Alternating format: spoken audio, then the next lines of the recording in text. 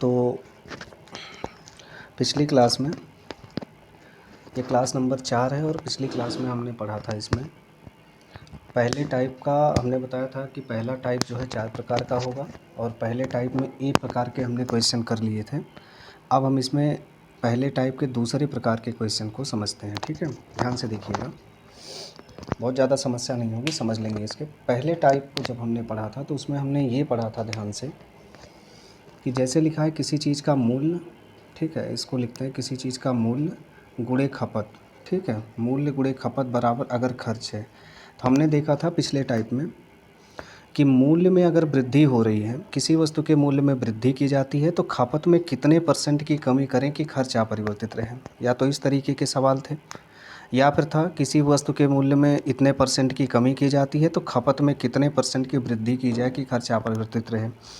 मतलब पिछले टाइप के सवाल में हमने ये देखा था कि खर्च जो है वो पूरी तरीके से अपरिवर्तित है, क्षेत्रफल पूरी तरीके से अपरिवर्तित है, या फिर किसी त्रिभुज का क्षेत्रफल है, किसी आयत का क्षेत्रफल है, तो ये चेंज नहीं हो रहा था। ठीक है, इस टाइप का जो हम इसमें प्रश्न पढ़ेंगे उसमें ये देखेंगे कि मूल्य में परिवर्तन करेगा और खपत में परिवर्तन करेगा। अभी तो सिर्फ इसकी एक क्वांटिटी में परिवर्तन हो रहा था, तो इस तरीके के सवाल आपने देखे। अब इस टाइप का जब सवाल पूछता है तो इसमें ये पूछता है किसी वस्तु के मूल्य में मान लो कुछ भी है, 20% की वृद्धि की जाती है और खपत में 30% की वृद्धि की जाती है। अब देखो, जब मूल्य भी बढ़ाएगा और खपत भी बढ़ाएगा तो खर्च में अपने आप परिवर्तन हो जाएगा। और इस टाइप के प्रश्नों में यही पूछा जाएगा जब दोनों वैल्यू में परिवर्तन होगा। अभी तो सिर्फ एक ही वैल्यू में परिवर्तन कर रहा था, मूल्य को घटा या बढ़ा रहा था, तो कह दे रहा था कि इसको किस तरीके से एडजस्ट किया जाए, यह आपसे पूछा जा रहा था। तो अब इन दोनों में जो है परिवर्तन करेगा तो खर्च में परिवर्तन पूछेगा, यानी लंबाई और चौड़ाई में परिवर्तन करेगा तो क्षेत्रफल में परिवर्तन क्या होगा, इसको पूछेगा। इस टाइप के प्रश्न को पढ़ने से पहले आपको कुछ बेसिक की ज़रूरत पड़ेगी, उनको मैं एक बार बता देता हूँ। वैसे आपको अगर ये आता होगा तो आप इसको थोड़ा सा इग्नोर कर दीजिएगा, लेकिन देखिए सबसे पहले इसमें 2-3 चीज़ें आप समझ लीजिए। जैसे एक कहावत है या इस तरीके से कहा जाता है कि समान चिन्हों का गुणा क्या होता है, प्लस होता है, और असमान चिन्हों का गुणा माइनस होता है। ठीक है, चिन्हों के गुणा और जोड़ घटाव पे कभी कभी आपको नहीं तो कन्फ्यूजन होगा। आप जैसे देखिए समान चिन्हों का गुणा प्लस कैसे होता है, जैसे देखा, जैसे लिखा है +3 गुणे +5। ठीक है, तो 3 और 5 का गुणा करेंगे तो 3 पचे हो जाएगा ये 15, लेकिन चिन्ह लगेगा हमेशा प्लस, क्योंकि दोनों जगह प्लस है। और ध्यान रखिएगा +3 को कभी +3 लिखा नहीं जाता, इसको लिखा जाता है 3 गुणे 5, ये बराबर हो जाएगा 15। यहाँ भी प्लस नहीं लिखा जाता, यहाँ भी प्लस नहीं लिखा जाता, यहाँ भी प्लस नहीं लिखा जाता। ये अंडरस्टूड सी बात है, जब प्लस होता है तो वो छिपा रहता है, उसे लिखा नहीं जाता। तो समान चिन्ह है, इनके अंकों का जब हमने गुणा किया तो प्लस आया। आज उसके बाद एक और देखिए, -3 लिखा है गुणे -5 लिखा है, तो ये 3 पचे 15 तो ये हो गया, लेकिन माइनस माइनस का गुणा प्लस हो गया। यही बताना था कि समान चिन्ह अगर हैं तो समान चिन्हों का गुणा प्लस, देखिए समान चिन्हों का गुणा प्लस होता है। ठीक है, असमान चिन्हों का गुणा कैसे होता है, अगर लिखा है -3 गुणे +5 या लिखा है +3 गुणे -5, यहाँ माइनस है प्लस है, ठीक है, वो तो अलग बात है, 3 पचे 15 तो दोनों में होगा। ठीक है, लेकिन यहाँ माइनस प्लस है तो माइनस प्लस का गुणा प्लस होगा, सॉरी माइनस प्लस का गुणा माइनस होगा, यानी असमान चिन्ह है तो माइनस प्लस का गुणा माइनस होगा और प्लस माइनस का गुणा माइनस होगा। तो यही बताना चाहते थे कि जो समान चिन्ह है, समान चिन्हों का गुणा हमेशा क्या होगा, प्लस होगा, और असमान चिन्हों का गुणा क्या होगा, माइनस होगा। तो यहाँ इसी को लिख लेते हैं, समान चिन्ह यानी समान चिन्हों का गुणा क्या होगा, प्लस होगा। ठीक है, और यहाँ पे असमान चिन्ह चाहे माइनस प्लस हो चाहे प्लस माइनस हो तो माइनस ही आएगा। तो इसे लिख देते हैं असमान चिन्हों, यानी असमान चिन्हों का गुणा क्या होगा, ये माइनस होगा। ठीक है, तो ये आप इसको एक फार्मूले के तरीके से समझ लीजिए कि समान चिन्हों का गुणा रहेगा तो प्लस रहेगा और असमान चिन्हों का गुणा रहेगा तो वो माइनस होगा। अब इसको हम यही क्लियर कर देते हैं, समान चिन्हों का मतलब चाहे प्लस प्लस हो और चाहे माइनस माइनस हो, इन दोनों का गुणा करेंगे तो प्लस आएगा। असमान चिन्हों का मतलब कहीं अगर प्लस और माइनस का गुणा करेंगे, माइनस प्लस का गुणा करेंगे तो माइनस आएगा, ये इसका मतलब है। ठीक है, ये तो गुणे का मतलब हो गया। जोड़ और घटाव में क्या कॉन्सेप्ट चलता है उसको देख लीजिए। जोड़ और घटाव में ऐसा नहीं होता है। जोड़ और घटाव में जब समान चिन्ह रहते हैं, असमान चिन्ह रहते हैं तो इनको नहीं देखा जाता। वो देखिए कैसे होता है, उसमें बड़ी संख्या का चिन्ह लगाया जाता है। जैसे जैसे मान लीजिए आपके सामने दो चीज़ें हैं, ठीक है। मान लीजिए समान चिन्ह में है, एक +3 है और एक +5 है, ठीक है। तो +3 और +5 जुड़ के 8 हो जाएंगे, क्योंकि 3 और 5 जुड़ेंगे। भाई समान चिन्ह है तो चीज़ें जुड़ती हैं, समान चिन्ह होंगी तो चीज़ें जुड़ेंगी, और असमान चिन्ह होंगे तो चीज़ें घटेंगी। ध्यान दीजिएगा, समान चिन्ह है तो चीज़ें जुड़ेंगी। तो 3 और 5 देखो, यहाँ भी प्लस यहाँ भी प्लस, दोनों समान चिन्ह है तो ये दोनों जुड़ जाएंगे, 8 होगा। लेकिन चिन्ह लगेगा हमेशा बड़ी संख्या का, यानी ये लगेगा। समान चिन्ह है तो चीज़ें जुड़ती हैं और चिन्ह लगता है बड़ी संख्या का। यहाँ तो कोई डाउट नहीं है। माइनस में आप समझिए, -3 -5 है। अब देखिए समान चिन्ह है तो चीज़ें जुड़ेंगी। पहले समान चिन्ह है तो चीज़ें जुड़ गई, 5 3 8 हो गया। लेकिन चिन्ह लगेगा हमेशा बड़ी संख्या का। 5 बड़ा है, इसके पहले का चिन्ह माइनस है तो यहाँ -8 लगेगा। ठीक है, ये चीज़ समझ गए।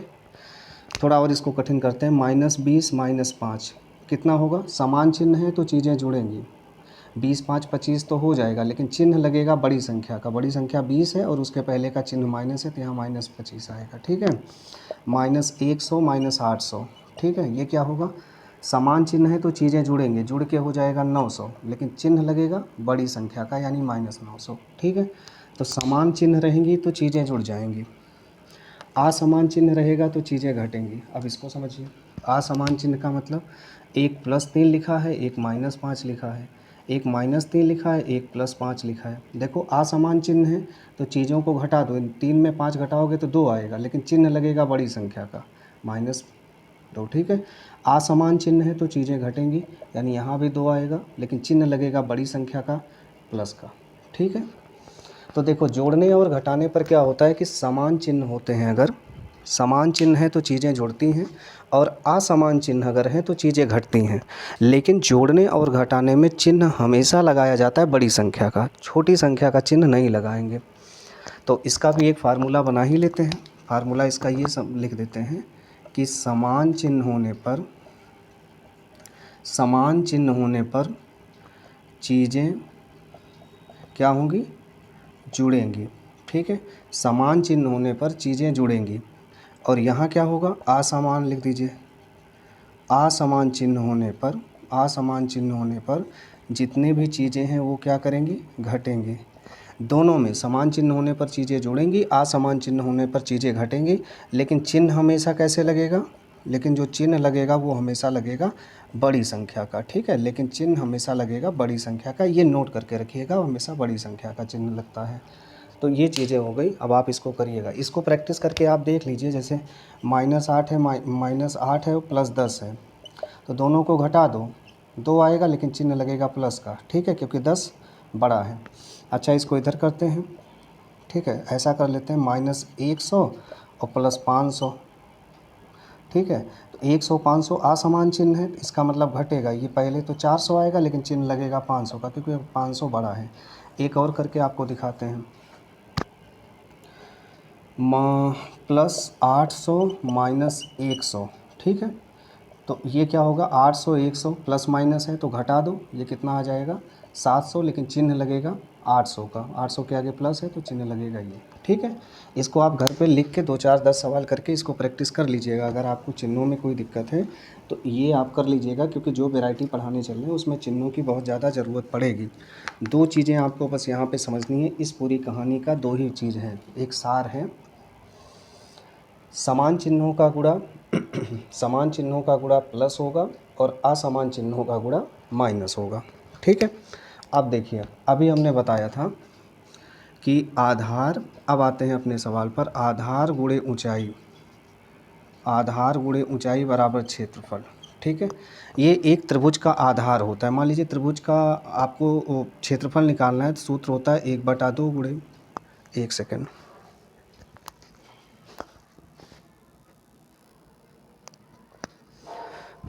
तो ये बता रहे थे इसमें, चूँकि लाइट चली गई थी इसीलिए थोड़ा सा डिस्टर्ब हो गया। तो इसमें ये बता रहे थे कि जैसे अगर क्षेत्रफल का मान आधार और ऊंचाई पर डिपेंड है, तो देखो इसमें क्या करेगा, दोनों वैल्यू में परिवर्तन किया जाता है, आधार में भी परिवर्तन करेगा और ऊंचाई में भी परिवर्तन किया जाएगा, तो क्षेत्रफल में परिवर्तन होगा। पिछली बार क्षेत्रफल अपरिवर्तित था, इस बार क्षेत्रफल परिवर्तित होगा। इस तरीके के सवाल कहाँ कहाँ पर पूछे जा सकते हैं, देखो संभावना कहाँ है। एक तो त्रिभुज का क्षेत्रफल पूछा जा सकता है, त्रिभुज का क्षेत्रफल होता है 1/2 गुणे आधार गुणे ऊंचाई, यहाँ से आ सकता है क्योंकि आधार और ऊंचाई में परिवर्तन करने पर त्रिभुज का क्षेत्रफल परिवर्तित होगा। आयत से पूछा जाता है क्योंकि आयत का क्षेत्रफल होता है लंबाई गुणे चौड़ाई, लंबाई गुणे चौड़ाई यही आयत का क्षेत्रफल होता है, तो यहाँ से सवाल पूछ लिया जाता है।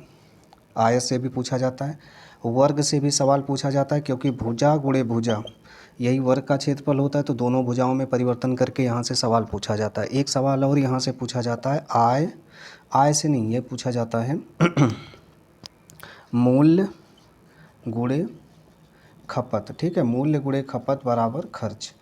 तो यहाँ से भी सवाल पूछा जाता है, जब मूल्य और खपत इन दोनों में चेंज करेगा तो खर्च में परिवर्तित होगा, ठीक है। तो एक एक करके यहाँ के प्रश्न नोट करते हैं और इनको हल करना शुरू करते हैं। तो पहले जो है त्रिभुज से शुरू करते हैं या आयत से शुरू कर लेते हैं। तो सवाल लिख लीजिए, इसका सबसे पहला सवाल नोट करिए, और चूँकि पहला सवाल है तो इसको थोड़ा ध्यान से पढ़िएगा क्योंकि यहाँ से जो है चीज़ों को आपको समझना है बढ़िया से, ठीक है। तो लिखिए, किसी आयत की लंबाई में 30% की वृद्धि करने से, नोट करना है, किसी आयत की लंबाई में 30% की वृद्धि और चौड़ाई में 20% की कमी करने से, ठीक है, क्षेत्रफल में क्या परिवर्तन होगा, इसका पहला सवाल है। दिखने में थोड़ी समस्या आ रही होगी, लाइट नहीं है इसलिए थोड़ा मैनेज कीजिएगा। आयत की लंबाई में, ठीक है, किसी आयत की लंबाई में लंबाई और चौड़ाई इस बार दोनों में परिवर्तन होगा। किसी आयत की लंबाई में 30% की वृद्धि और चौड़ाई में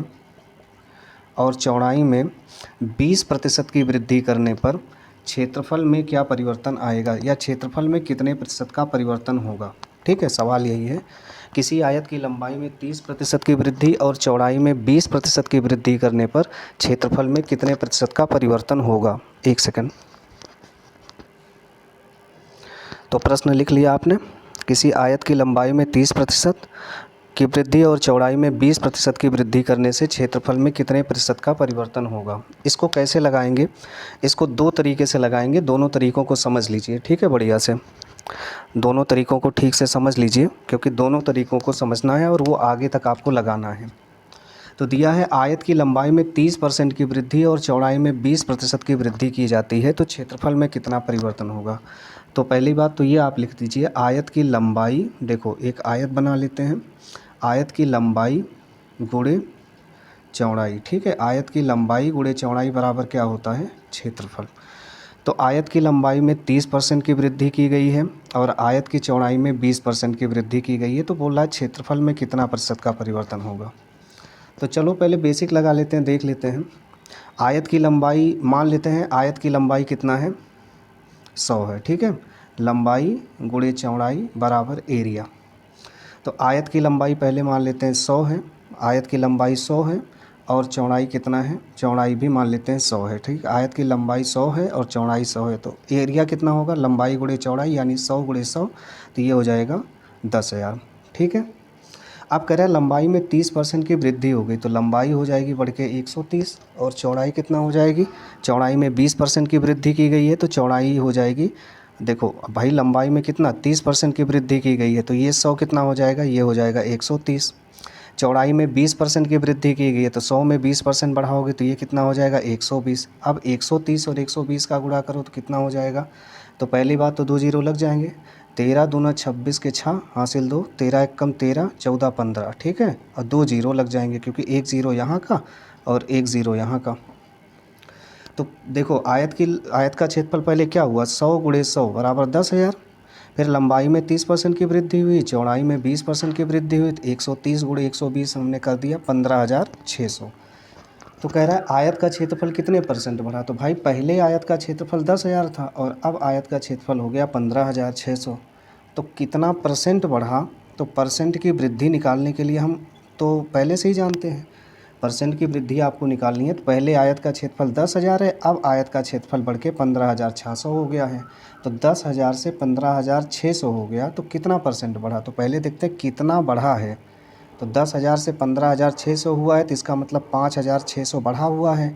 कहाँ से बढ़ा हुआ है, यही तो निकालते हैं, कितना बढ़ा है और कहाँ से बढ़ा है। कहाँ से बढ़ा है, तो इसका मतलब ये हो गया 10,000 से बढ़ा है। और इसी को परसेंट लगाने के लिए 100% से गुणा कर दीजिए। अब देखिए, इसके 2 जीरो से इसका 2 जीरो हमने काट दिया, इसके 2 जीरो से इसका 2 जीरो हमने काट दिया। अब ऊपर बचा 56 गुणे 1 बराबर, इसका मतलब है कि 56% की वृद्धि हुई है। ये तो इसका पहला तरीका हो गया इसको लगाने का, ठीक है। अब इसका दूसरा और एक और देखिए, एक फार्मूला हम इसमें लगाते हैं जो आप लोगों ने पढ़ा भी होगा, ऐसा नहीं है। कमी ऑब्लिक वृद्धि, ठीक है। ऑब्लिक वृद्धि का परसेंटेज बराबर होता है plus minus x plus minus y plus minus x गुणे वाई बटे 100 और पूरे के बाद ये प्रतिशत लगा दीजिए। ये फार्मूला पहले लिख दीजिए तो फिर इसको बताते हैं, ठीक है। ये फार्मूला है plus minus x plus minus y plus minus x into y बटे 100। इसका मतलब क्या है, देखिए, जब कहेगा किसी एक भुजा को बढ़ाया गया है तो यहाँ प्लस में रख दीजिएगा +30, फिर दूसरी को बढ़ाया गया है तो यहाँ +20 रख दीजिएगा। ये वाला जो चिन्ह है वो इन दोनों चिन्हों के गुणे से बनता है हमेशा। ये वाला जो फार्मूला ये जो बनता है, ये प्लस माइनस आया है, ये प्लस भी आ सकता है माइनस भी आ सकता है, इसलिए मैंने दोनों लिखा है, ठीक है। अगर यहाँ प्लस है और यहाँ प्लस है, ध्यान रखिएगा, जैसे बता दे रहे हैं, अगर यहाँ प्लस एक्स है और यहाँ प्लस वाई है, जैसे यहाँ प्लस है यहाँ प्लस है, तो प्लस प्लस का गुणा क्या हो जाएगा, प्लस, यानी एक्स गुणे वाई बटे 100 हो जाएगा। यहाँ पर अगर कमी है तो माइनस एक्स, यहाँ पे कमी है तो माइनस वाई %, माइनस माइनस का गुणा प्लस, समान चिन्हों का गुणा प्लस होता है, एक्स गुणे वाई बटे 100 हो जाएगा। यानी ये जो चिन्ह आएगा वो इन दोनों चिन्हों के गुणनफल से आता है, ये वाला चिन्ह, ठीक है। जो यहाँ पे चिन्ह रहेंगे इन्हीं चिन्हों का गुणा करके ये वाला चिन्ह लिखा जाएगा, बाकी इन्हीं दोनों संख्याओं का गुणा करके बटे 100 कर दिया जाता है, यहीं परसेंटेज लगा देते हैं। अच्छा, अगर मान लीजिए एक बढ़ रहा है एक घट रहा है, यानी जैसे यहाँ पे है प्लस एक्स और यहाँ पे है माइनस वाई, तो प्लस माइनस गुणा, प्लस माइनस का गुणा माइनस, और एक्स और वाई का गुणा कर दोगे तो एक्स वाई बटे 100, इतना परसेंटेज लगा देंगे। तो ये 3 तरीके के यहाँ पे सवाल लिखे हैं। चूँकि हमने सूत्र में plus minus x plus minus y इसलिए लिखा है क्योंकि वृद्धि रहेगा तो प्लस एक्स रखना, कमी रहेगा तो माइनस एक्स रखना, और अगर यहाँ पे वृद्धि रहेगा तो प्लस वाई, कमी रहेगा तो माइनस वाई। लेकिन ये चिन्ह जो है वो इन दोनों चिन्हों के गुणे से बनेगा ये, ठीक है। तो ये आपने समझ लिया। अब हम इस प्रश्न को लगा देते हैं। इस पर देखिए, यहाँ पे दिया है आयत की लंबाई में 30% की वृद्धि की गई है। लंबाई में 30% की वृद्धि है, तो यहाँ पे रखिएगा कमी अथवा वृद्धि का परसेंट निकालने के लिए सबसे पहले लिखेंगे जो पहली वृद्धि या कमी दी गई। पहला दिया 30% की वृद्धि की गई है, हमने यहाँ रख दिया +30, ठीक है, +30%। चौड़ाई में 20% की वृद्धि की गई है, तो आप यहाँ पे रख दीजिए +20%, और प्लस प्लस का गुणा प्लस कर दीजिए, 30 गुणे 20 बटे 100 कर दीजिए, बस यही आपका परसेंट हो गया। अब देखिए कैसे हल हो गया, 30 और 20 को जोड़ेंगे तो कितना हो जाएगा, ये हो जाएगा 50 प्लस, यहाँ गुणा नहीं किया जाएगा, यहाँ काटा जाएगा, 0 से 0 काट दो, 0 से 0 काट दो, 3 दूनी 6 हो गया, 50 में 6 जोड़ोगे तो यही आपका 56%, यही आपका आंसर है, ठीक है। इसको ऐसे लगाना है। इस वाले तरीक़ों को हर सवाल में हम नहीं लगाएंगे ये तरीका, लेकिन आप आगे से अब इसके जो भी 5-6 सवाल बताएंगे उसमें हम इसको इसी तरीके से हल करेंगे। ये दूसरी वाली मेथड से हल करेंगे एक्स वाई वाले फार्मूले पे, लेकिन आप जितने भी सवाल घर पे करिएगा उनको इस तरीके से करके भी ज़रूर चेक कर लीजिएगा कि उत्तर आ रहा है कि नहीं आ रहा है, ठीक है। अब ये नहीं है कि मास्टर साहब ने ये वाला तरीका बता दिया, बढ़िया सा शॉर्टकट मिल गया तो सब इसी से लगा रहे हैं, नहीं, आप इससे भी लगाना है। इसलिए लगाना है क्योंकि आगे जो तीसरा वेराइटी है ना, वो तीसरा वेराइटी इस वाले फार्मूले से नहीं लगेगा, वो इसी से लगेगा। इसीलिए इसका अभ्यास भी आप करते रहिएगा, ठीक है।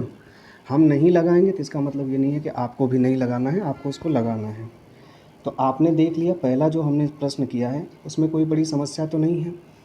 पहले सवाल में हमने देखा आयत की लंबाई में 30% की वृद्धि हो रही है, चौड़ाई में 20% की वृद्धि हो रही है, तो क्षेत्रफल में क्या परिवर्तन होगा ये पूछा गया है। यानी लंबाई में भी वृद्धि हो रही है और चौड़ाई में भी वृद्धि हो रही है। अब अगला सवाल आपसे जब एग्जामिनर कठिन करेगा तो इसी में पूछेगा, अभी दोनों बढ़ रहे हैं ना, अब ऐसा देगा एक में वृद्धि होगा एक में कमी होगा, कोई ऐसा एक प्रश्न लिखते हैं। तो दूसरा सवाल नोट करिएगा जिसमें एक में वृद्धि होगी और एक में कमी होगी, तो कैसे लगाएंगे। तो इस बार त्रिभुज का सवाल लिखते हैं। ठीक है, त्रिभुज का क्षेत्रफल क्या होता है, 1/2 गुणे आधार गुणे ऊंचाई। लिखिए, किसी त्रिभुज के आधार में नोट करके लिखिएगा इस सवाल को। किसी त्रिभुज के आधार में 10% की वृद्धि, किसी त्रिभुज के आधार में 10% की वृद्धि और ऊंचाई में 20% की कमी करने पर क्षेत्रफल में कितने प्रतिशत का परिवर्तन होगा। परिवर्तन का मतलब ये है कि क्षेत्रफल में कितने % की वृद्धि होगी या कमी होगी, ये आपको बताना है। एक्स वाई का फार्मूला लगाइए। अगर आंसर प्लस में आता है तो वृद्धि होगी, आंसर माइनस में आता है तो जो आंसर प्लस में आता है तो वृद्धि, माइनस में आता है तो कमी। तो आधार में 10% की वृद्धि और ऊंचाई में 20% की कमी करने पर क्षेत्रफल में कितने प्रतिशत का परिवर्तन होगा। तो त्रिभुज का आधार दिया है, ऊंचाई दिया है, क्षेत्रफल पूछ रहा है, तो त्रिभुज का क्षेत्रफल बराबर होता है 1/2 गुणे आधार गुणे ऊंचाई। ठीक है, तो 1/2 से तो कोई मतलब है नहीं इसमें, इन्हीं दोनों के मानों से इसमें परिवर्तन आता है। तो लेकिन आधार में क्या दिया है, 10% की वृद्धि, तो यहाँ पे लिख देते हैं प्लस 10%। और ऊंचाई में दी गई है 20% की कमी, तो ऊंचाई में कर देते हैं 20% की कमी, यानी x के मान में +10 और y के मान में -20। तो हमें जो है, हमें तो पता नहीं है वृद्धि होगा या कमी, तो हम लिख देते हैं वृद्धि / कमी का % बराबर फार्मूला लगा देते हैं +- x +- y +- x गुणे y बटे 100। ठीक है, ये इतना % हो गया। अब देखिए कैसे लगाएंगे इसको। पहला +- x का मतलब आधार में 10% की वृद्धि है तो +10 रख दीजिए। फिर उसके बाद ऊंचाई में 20% की कमी है तो -20 रख दीजिए। प्लस माइनस का गुणा माइनस होता है, 10 गुणे 20 हो जाएगा, 10 गुणे 20 बटे 100, इतना % हो जाएगा। अब देखिए, एक 0 से एक 0 ये कट गया, एक 0 से एक 0 ये कट गया। अब एक चीज़ ये देखिएगा ये +10 है और ये -20 है। जब असमान चिन्ह होते हैं तो चीज़ें घटती हैं। तो 20 और 10 जब असमान चिन्ह है तो घट के 10 आ जाएगा, लेकिन चिन्ह लगेगा बड़ी संख्या का। 20 के पहले माइनस है तो यहाँ माइनस लग गया, और ये आ गया माइनस, और 2 एकम 2, ये आ गया -10 -2। अब देखो समान चिन्ह है तो चीज़ें जुड़ती हैं, तो 10 2 जुड़ के आ जाएगा 12, लेकिन चिन्ह लगेगा बड़ी संख्या का, यानी -12। इसका -12% का मतलब क्षेत्रफल में 12% की कमी होगी। ठीक है, ये आपने इसको नोट कर लीजिए। इसी सवाल को हम चलिए बेसिक से भी लगा देते हैं, आप वैसे लगा लीजिए।